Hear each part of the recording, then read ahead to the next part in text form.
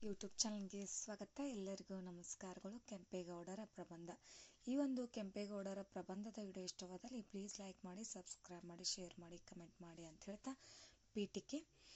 ಕೆಂಪೇಗೌಡ ಎಂದು ಕರೆಯಲ್ಪಡುವ ನಾಡಪ್ರಭು ಹಿರಿಯ ಕೆಂಪೇಗೌಡರು ವಿಜಯನಗರ ಸಾಮ್ರಾಜ್ಯದ ಅಡಿಯಲ್ಲಿ ಒಬ್ಬ ಮುಖ್ಯಸ್ಥರಾಗಿದ್ದರು. ಕೆಂಪೇಗೌಡ ಎಂಬ ಕರೆಯಲ್ಪಡುವ ನಾಡಪ್ರಭು ಹಿರಿಯ ಕೆಂಪೇಗೌಡರು ವಿಜಯನಗರ ಸಾಮ್ರಾಜ್ಯದ ಅಡಿಯಲ್ಲಿ ಒಬ್ಬ ಮುಖ್ಯಸ್ಥರಾಗಿದ್ದರು. ಅವರು 16ನೇ ಶತಮಾನದಲ್ಲಿ ಬೆಂಗಳೂರು ಸಂಸ್ಥಾಪಕರೆಂದು ಕರೆಯುತ್ತಾರೆ.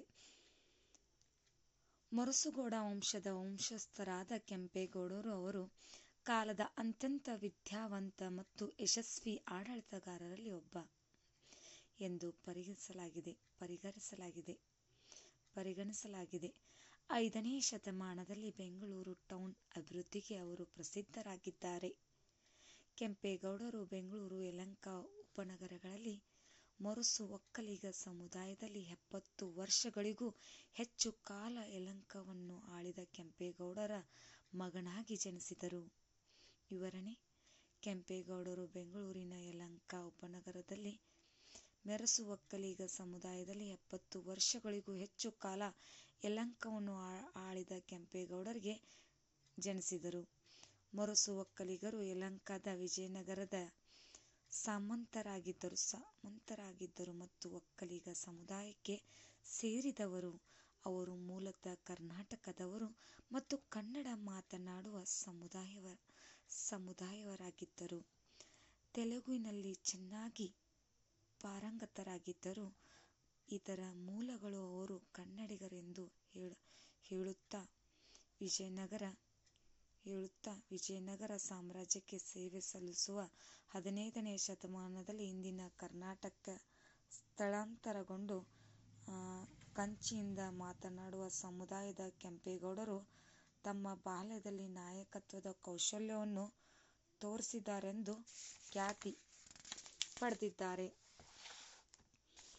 9 ವರ್ಷಗಳ ಕಾಲ ಹೇಸರಘಟ್ಟ ಸಮೀಪದ ಗ್ರಾಮವಾದ ಇವರು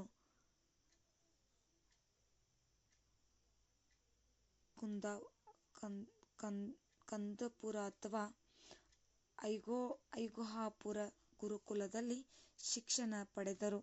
ಯಲಹಂಕದ ಶಿವನಸಮುದ್ರದ ಕಡೆಗೆ ತನ್ನ ಆಸ್ಥಾನಕ್ಕೆ ವೀರಣ್ಣ ಮತ್ತು ಹಿರಿಯ ಮಗ ಗಿಡ್ಡೇಗೌಡರೊಂದಿಗೆ ಬೇಟೆಯಾಡುವ ಸಂದರ್ಭದಲ್ಲಿ ಕೆಂಪೇಗೌಡರು ವಿಶಾಲವಾದ ಕಾಡು ಮತ್ತು ಪ್ರಸ್ಥಭೂಮಿಗಳಿಂದ ಒಂದು ಪಟ್ಟಣವನ್ನು ಕಲ್ಪಿಸಿಕೊಂಡರು ಎಂದು ನಂಬಲಾಗಿದೆ.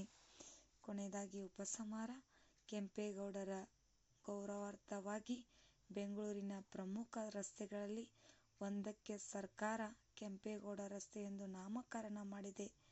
ಬೆಂಗಳೂರಿನ ಕಾರ್ಪೊರೇಷನ್ ಸರ್ಕಲ್ನಲ್ಲಿ ಬೆಂಗಳೂರಿನ ಸಂಸ್ಥಾಪಕರ ಸ್ಮರಣಾರ್ಥ ಲೋಹದ ಪ್ರತಿಮೆಯನ್ನು ಸ್ಥಾಪಿಸಲಾಗಿದೆ.